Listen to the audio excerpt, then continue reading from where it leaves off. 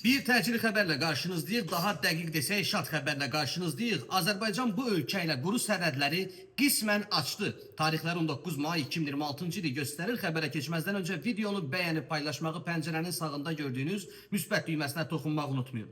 Azərbaycan və Gürcüstan mayın 26-sından Bakı, Tbilisi, Bakı marşrutu üzrə gündəlik sərnişin qatarları xidmətlərinin bərpası barədə razılığa gəlirlər. Prime Info xəbər verir ki, bu barədə Azərbaycan Respublikasının İqtisadiyyat Nazirliyi məlumat yayıb.